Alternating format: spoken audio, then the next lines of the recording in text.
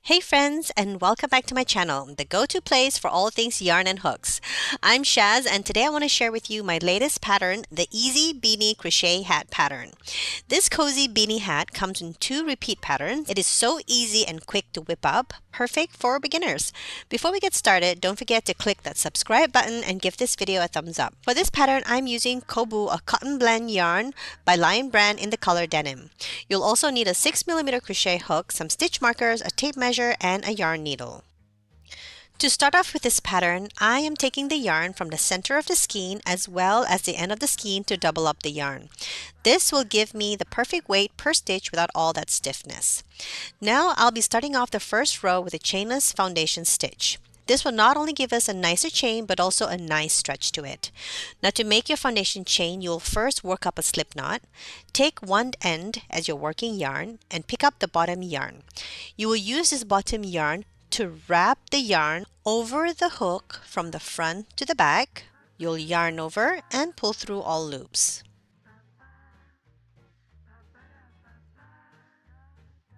Now let's do that once more. We'll wrap the bottom yarn over the hook from the front to the back. You'll yarn over and pull through all loops. So you'll continue to work any number of chains to make the length or the height of your hat. I'll be working up 48 chains to make 12 inches in height or 30 centimeters to give it that slight slouchy top. And don't forget to include or exclude any extra length for the bottom brim if you decide to fold it. This pattern includes a sizing chart which you can refer to in the link below. Once you've completed all your chains, you should have a stretchable foundation chain like so. Now to start the next row, you'll pick up both working yarns and chain one. This will be your turning chain. For the next stitch, we'll be working a half double crochet through the back loop. So you'll be inserting your hook through the second chain from your hook. You'll yarn over, insert your hook through the back loop of that second chain. You'll draw up a loop, yarn over, and pull through all loops. So this is your first half double crochet stitch. For the next stitch, you'll just be repeating the half double crochet through the back loop into every chain all the way across.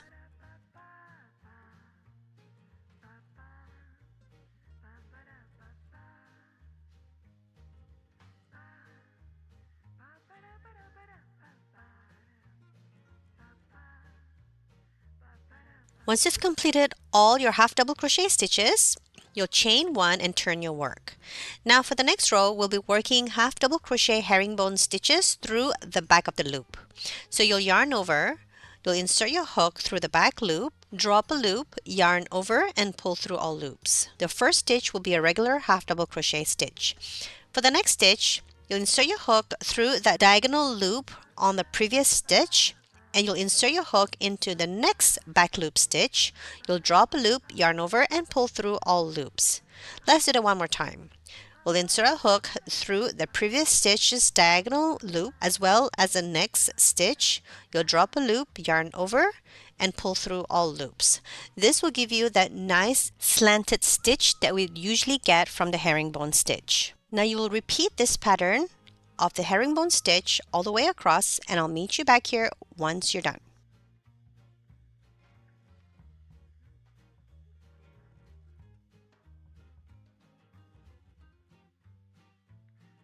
Once you've completed your last stitch, you'll be able to see that diagonal stitch that you've created. Now you'll chain one and turn your work. For the next row, we'll be working half double crochet stitches through the third loop. The third loop will be not the back, not the front, but the bottom horizontal loop that you can see underneath the V-shaped loops. So you'll yarn over, insert your hook through that horizontal loop at the bottom. You'll draw up a loop, yarn over, and pull through all loops. This will be your half double crochet through the third loop.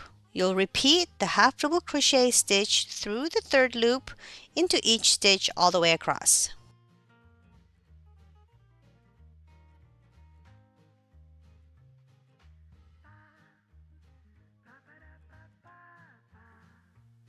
Now let's have a look at the pattern that we've just created.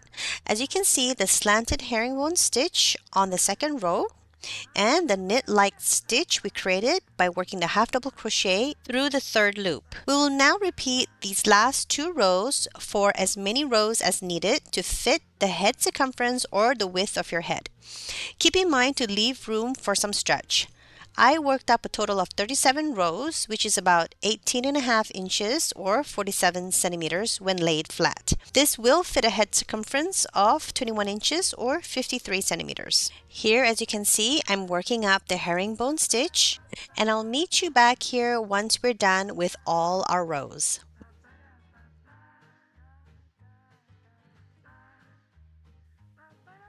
Once you've completed all your rows, you should have one long rectangular piece like this. And if you notice your panel starting to curl slightly along the edges, this is completely normal due to the nature of the pattern. Now we'll be seaming up the sides. You'll fold your panel lengthwise, facing the wrong side up, and you'll turn your work, and you can snip off one side of the yarn. You'll place stitch markers along the side to secure both pieces together. You'll chain 1, you'll turn your work, and because we want to create this knit-like stitch, you'll want to work single crochet stitches through third loop and through the back loop of the second piece and single crochet both pieces together. So you'll insert your hook through the third loop of the first piece and the back loop of the second piece. You'll draw up a loop and work your single crochet. This will create a knit-like stitch effect on the right side once completed. You'll do this all the way across, and I'll meet you back here at the end of this row.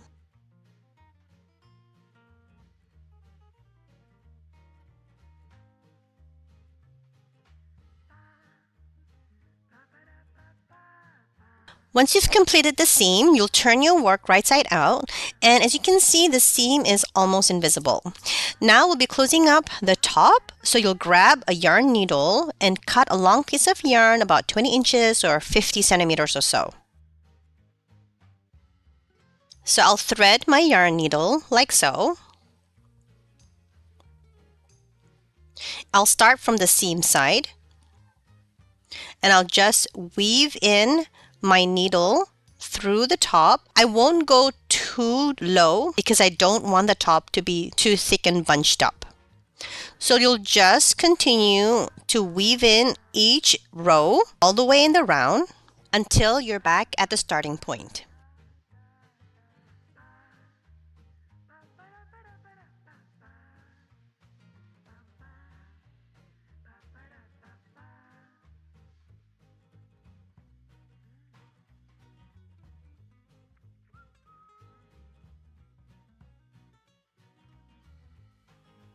Once you're back in the round, you'll just pull both ends to tighten up the gap, and I'll also tie a knot just to secure.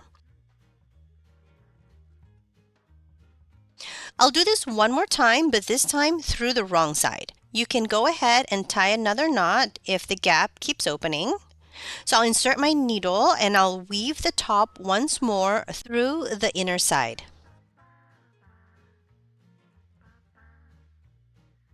I'll tie another double knot and I'll weave in the ends and bind off.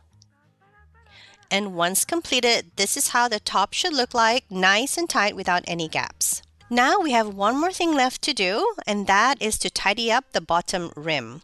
If you like the curl finish like I do, you can just leave it as it is because this project is completely up to your preference. But if you don't, I'll show you how we can work our last row using single crochet stitches. Now I'll first insert my hook through the seam side. Using 2 yarns, I'll draw up a loop and I'll chain 1 to secure.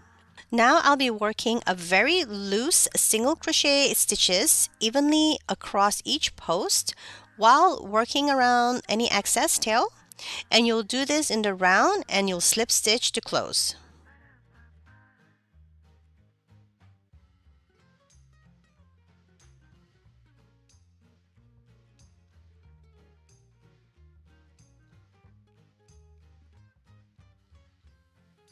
Chain 1 to secure and bind off. And there you have it, my friends, a very quick and easy crochet beanie that is easily adjustable to any size with some fancy looking stitches. I hope you've enjoyed this tutorial, and if you did, don't forget to like this video and subscribe if you haven't done so yet. I'll see you soon. Bye for now.